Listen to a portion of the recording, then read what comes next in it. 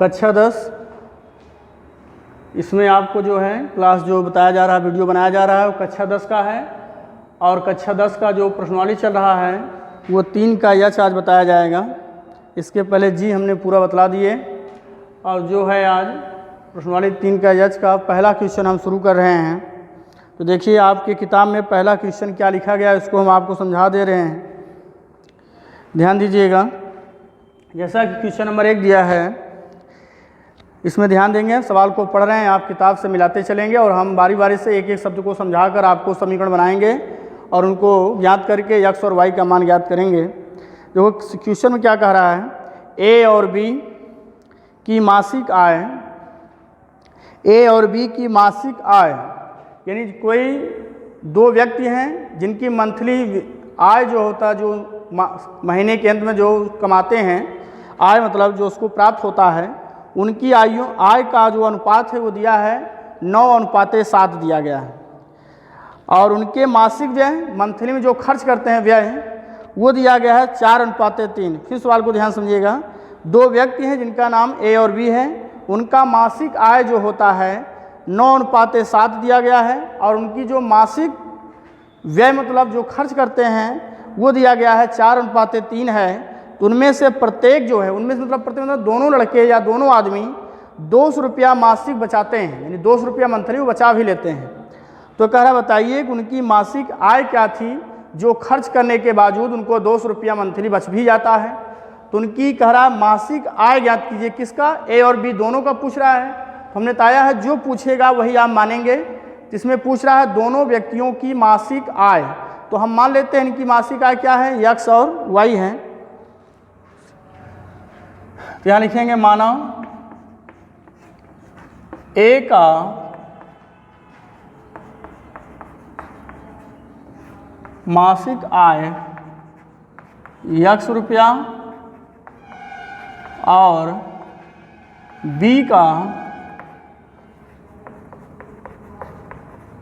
मासिक आय y रुपया है। दोनों को पता हो गया।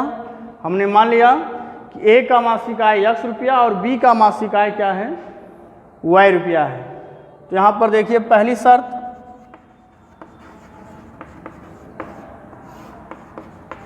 पहली शर्त में कह रहा है दोनों का जो मासिक आय है उनका अनुपात दिया है, यानी x/y बराबर 9:7 दिया है। यानी दोनों का मासिक जो आय का अनुपात है वो 9:7 है। तो इनको हम लिख सकते हैं x/y बराबर 9/7, त्रिया गुणा करेंगे तो 7x बराबर 9y, अर्थात 7x माइनस 9y बराबर किसके, 0 के। ये हमारा पहला समीकरण प्राप्त हो गया। अब देखेंगे दूसरी शर्त में क्या कह रहा है। दूसरी शर्त में कह रहा है कि मासिक व्यय, तो उनका मासिक खर्च क्या है ये हमें नहीं दिया गया है। अगर खर्च पता हो जाए तब उनका अनुपात करेंगे, तो वो 4:3 दिया है। तो पहले हम ये ज्ञात करेंगे, जैसे मान लीजिए कोई व्यक्ति 500 रुपया मासिक क्या है उसकी आय है, मान लेते हैं, आपको एग्जाम्पल तो समझा रहे हैं तो समीकरण बना रहे हैं। मान लेते हैं कोई व्यक्ति जो है महीने के अंत में 500 रुपया का आय बनाता है या कमाता है और वह कह रहा है 200 रुपया बचा लेता है। क्या करता है, 200 रुपया बचाता है। तो अगर आपसे कोई पूछता है 500 रुपया मंथली उसकी आय है, महीने के अंत तक वो खर्च करता है, खर्च के बावजूद या खर्च के बाद उसके पास 200 रुपया शेष बच भी जाता है। अगर आपसे कोई पूछता है कि बताइए वह व्यक्ति एक महीने में कितना खर्च करता है, यानी उसका व्यय क्या है, तो सीधी सी बात है कि 500 में से 2 घटा देंगे 200 तो कितना आएगा, 300। यही उसका खर्च है, क्या, मंथली यानी आय। मासिक जो उसका व्यय है, खर्च है, वो कितना आया, 300। ऐसे हमारे क्वेश्चन में कह रहा है कि ए और बी का जो मासिक आय है हमारा x रुपया है, वह 200 रुपया क्या करता है, बचाता है। तो उसका खर्च क्या होगा, ए का खर्च क्या होगा, x माइनस 200 और बी का खर्च क्या होगा y माइनस 200 और इनका अनुपात करेंगे तो वह आएगा 4:3। तो वही दूसरी शर्त में लिखेंगे x माइनस 200 अनुपाते y माइनस 200 बराबर इन्होंने दिया है कि इनका व्यय जो होता है 4:3 है। तो इसको हम लिखेंगे x माइनस 200 बटा y माइनस 200 बराबर 4/3। अब इनका भी त्रिज्या गुणा करेंगे, गुणा करके आप दूसरा समीकरण बना लेंगे और दोनों को हल करेंगे तो जो x और y का मान आएगा वही दोनों का मासिक आय होगा। तो यहाँ हो जाएगा 3x माइनस 3 दूना 600 बराबर 4y माइनस 4 दूना 800। तो 3x माइनस 4y बराबर माइनस 800 धन 600 पक्षांतर किया गया। तो 3x माइनस 4y बराबर 8 में 6 घटाएंगे, 8 बड़ा इसलिए माइनस अर्थात 200। ये हमारा दूसरा समीकरण है। अब दोनों समीकरणों को हल करके हम जब x और y का मान ज्ञात करेंगे तो वही हमारा दोनों व्यक्तियों का मासिक आय होगा। अब देखेंगे दोनों को हल करने के लिए हमारे पास दो समीकरण है। इन दोनों में देखेंगे यहाँ पर 3 दिया है, यहाँ पर 7, यहाँ पर 4 दिया है, यहाँ पर 9। किसी एक में किसी एक संख्या से गुणा करने से मान बराबर नहीं हो सकता है, इसलिए हमको दोनों में करना होगा। तो हम समीकरण 1 में किससे कर दें 9 से, और समीकरण 2 में किससे कर दें 4 से। तो 9 चौक 36 और 4 9 36 दोनों बराबर हो सकता है। तो बराबर होंगे, चिन्ह कैसे हैं समान है, घटा देंगे। तो यहाँ पर आप लिखेंगे समीकरण 1 में 4 से, समीकरण 2 में 9 से गुणा करके घटाने पर।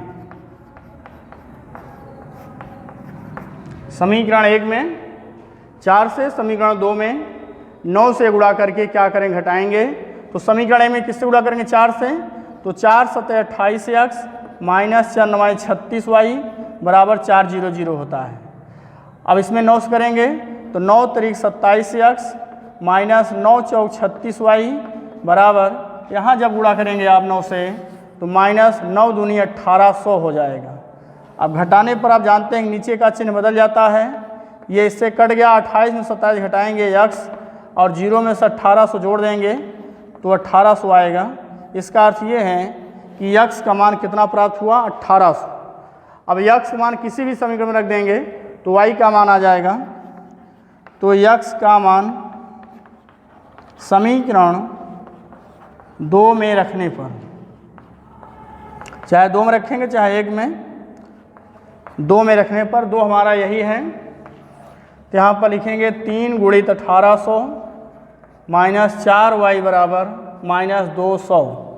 तो माइनस 4y बराबर माइनस 200 माइनस 18 तरीक 5400। गुणा करेंगे 18 तरीक 54, उधर जाएगा माइनस।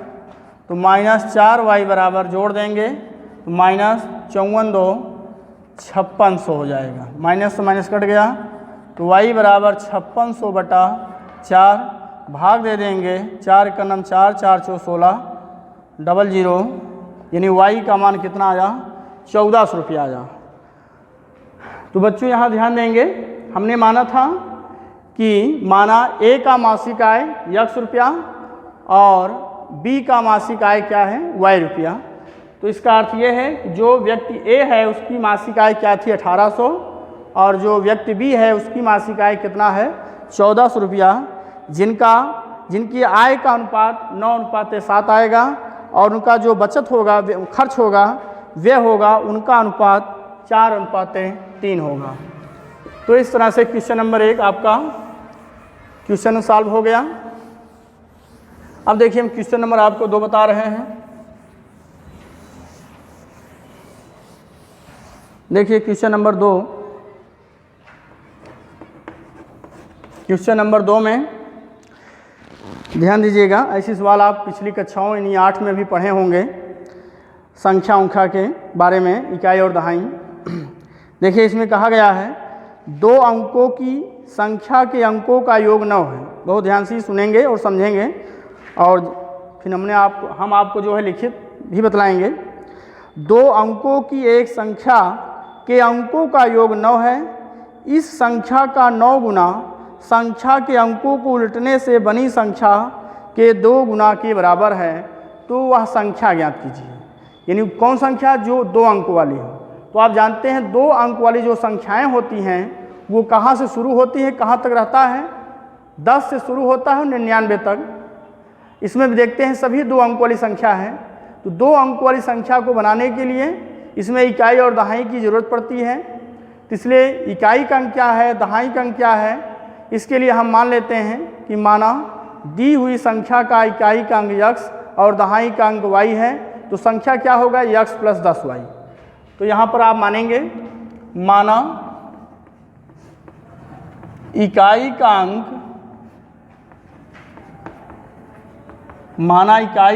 x और दहाई का अंक y है। माना इकाई का अंक x और दहाई का अंक क्या है? y है। तो संख्या क्या होगा? तो संख्या बराबर होगा x + 10y। जब हमें x और y का मान प्राप्त होगा तो संख्या के लिए इसी संख्या में x और y का मान रख के हल करेंगे, जो आएगा वही वह संख्या होगा। अब देखेंगे आप पहली शर्त में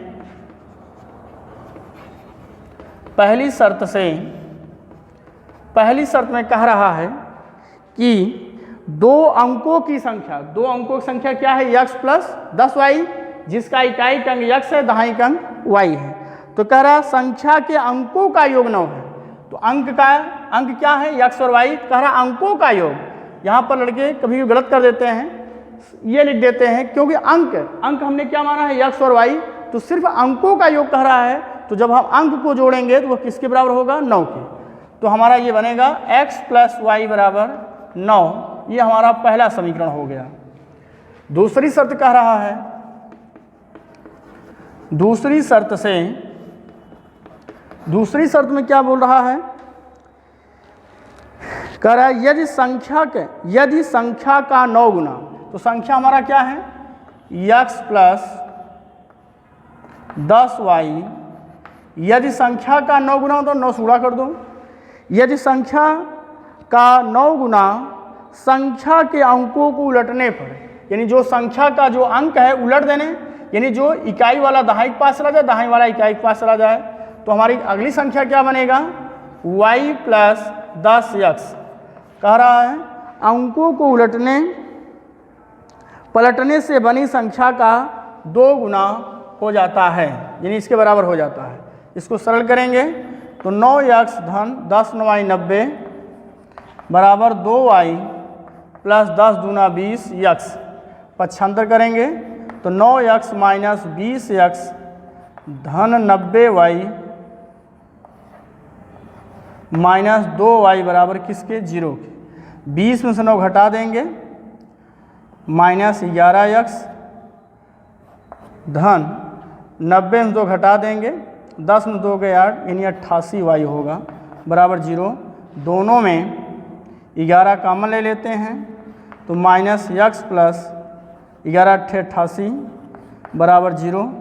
तो हमारा जो दूसरा समीकरण होगा -x धन 8y बराबर किसके? 0 के। ये हमारा समीकरण 2 हो गया। भाई 11 को उधर भेजेंगे, 0 से भाग करेंगे, 0 हो जाएगा। तो -x धन 8y बराबर किसके? 0 के। तो ये हमारा पहला समीकरण, ये हमारा दूसरा समीकरण। अब दोनों को हल करके हम x और y का मान ज्ञात करेंगे, और यही x y का मान जब दी हुई संख्या में रखेंगे तो हमें संख्या प्राप्त हो जाएगा। तो इसके लिए देखिए हम आगे लिख रहे हैं। देखिए समीकरण 1 और 2 में x के मान आपस में बराबर हैं। अगर हम जोड़ देंगे तो x हट सकता है। तो यहाँ लिखेंगे समीकरण 1 और 2 को जोड़ने पर, समीकरण 1 और 2 को जोड़ने पर तो यहाँ लिखेंगे x + y बराबर 9 के और -x + 8y बराबर किसके? 0 के। जोड़ेंगे, x से x कट जाएगा 8 1 9y बराबर 9, तो y बराबर 9/9, यानी y बराबर 1 आ गया। कितना आ गया? 1। अब यही y का मान किसी भी समीकरण में रखेंगे x आ जाएगा, तो y का मान समीकरण 1 में रखने पर, एक हमारा यही इसमें रख देंगे, तो y का मान कितना है? 1, तो x प्लस y की यहाँ क्या लिखेंगे? 1 लिख देंगे, पक्षांतर करेंगे तो 9 - 1 यानी x बराबर 8 आ गया। क्या आ गया? 8 आ गया। अब हमें पूछ क्या रहा है? संख्या। क्या पूछ रहा है? तो संख्या हमारा देख रहे हैं क्या दिया गया है? x धन 10y दिया गया है। इसी में x और y जब मान रखेंगे तो हमें संख्या प्राप्त हो जाएगा। तो अंतिम में आप लिखेंगे अतः संख्या बराबर x कितना है? 8 है, धन 10 गुणित y हमारा कितना है? 1 है, तो 8 धन 10 का नाम 10, 10 में 8 जोड़ देंगे, 10 8 18। यही वह संख्या है जिन्होंने पूछा था कि उनके अंकों का योग 9, यानी 8 में जोड़ेंगे 9 आ जाएगा। इस तरह से आप क्वेश्चन नंबर 2 को बताया गया। इसी तरह 3 और 4 आप सरल कर लीजिएगा। अब देखिए हम क्वेश्चन नंबर आपको 5 बता देते हैं, या क्वेश्चन नंबर 1 4 ही बता देते हैं, तब 5 बताएंगे आपको, और 3 को आप लगा लीजिएगा।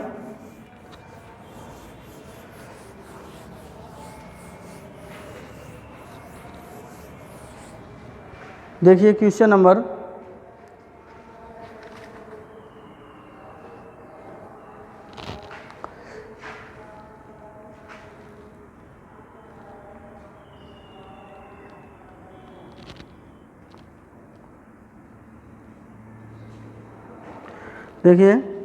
4। क्वेश्चन नंबर 4 में कह रहा है 5 पेंसिल तथा 7 कलमों का मूल्य 50 रुपया है, जबकि 7 पेंसिल तथा 5 कलम का मूल्य 46 रुपया है, तो एक पेंसिल और एक कलम का मूल्य ज्ञात कीजिए। तो हम एक कलम और एक पुस्तक का दाम पूछ रहा है, उसको हम सबसे पहले मान लेते हैं। तो माना एक कलम का दाम x रुपया, और एक कलम दिया है और दूसरा है पेंसिल है, और एक पेंसिल का दाम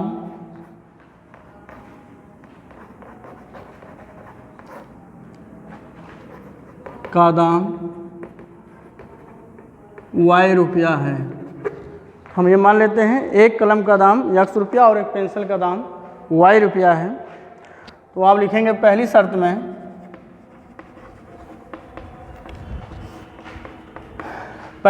कह रहा है कि 5 पेंसिल, एक पेंसिल का दाम कितना है?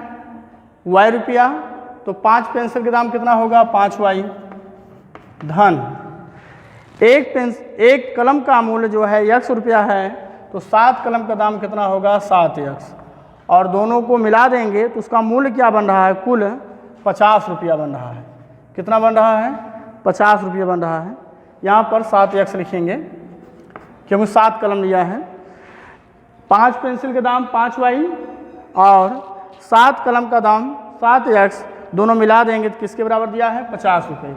ये हमारा पहला समीकरण हो गया। दूसरी शर्त में क्या है? दूसरी शर्त में है कि 7 पेंसिल लेता है। अब कितनी पेंसिलें? 7। तो यहाँ पर हो जाएगा 7y धन 5 कलम लेता है 5x, तब इन दोनों को मिलाता है तो कितना होता है? 46 रुपया होता है। कितना होता है?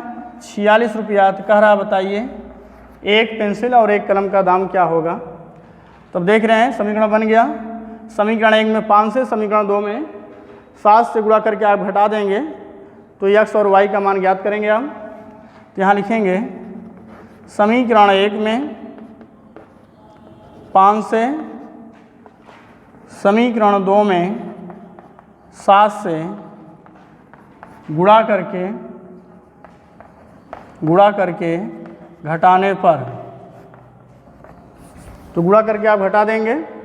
5 पचम 25 y 5 सत्ते 35 यक्स बराबर 5 पचम 25 यानी 250। इसमें गुणा करेंगे 7 सत्ते 49 7 पचे 35 और यहाँ पर 7 छः 42 2 हाथ से लगा 4 7 चौ 28 4 32 यानी 322 रुपया।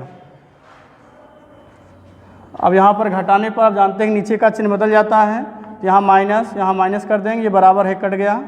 9 में से 5 गए 4 और 4 में से 2 गए 2, माइनस बड़ा इसलिए माइनस का चिन्ह। y बराबर घटा देंगे 2 हो जाएगा, 12 में 5 गए 7, माइनस माइनस कट गया। तो यहाँ पर हल करेंगे तो y बराबर 72/24 हो जाएगा और 24 3 72 होता है, यानी y बराबर 3 आ गया। तो हम देखते हैं कि हमारा जो एक यहाँ माने थे y, किसको माने थे y? पेंसिल, अर्थात एक पेंसिल का दाम कितना है? 3 रुपया है। अब हम y का मान रख देंगे समीकरण 1 में, तो दूसरा आ जाएगा। तो यहाँ लिखेंगे y का मान या समीकरण 1 से, तो यहाँ लिखेंगे 5 गुणित y का मान कितना है? 3 धन 7 यक्स बराबर 50 के। तो 7 यक्स 50, इसको 75 करेंगे, माइनस 5 3 15 घटा देंगे, 10 में 5 गए 5, 4 में से गए 3 हो जाएगा। तो यक्स बराबर 35/7, 7 पचे 35 यानी यक्स बराबर देखते हैं 5 आ गया। तो आप अंतिम में उत्तर के तौर पर दिखा देंगे। अतः एक कलम का दाम कितना है? यक्स यानी 5 रुपया, और एक पेंसिल का दाम y मतलब y का दाम कितना आया है? 3 रुपया। तो इस तरह से आप दिखा देंगे तो आपका आंसर हो जाएगा।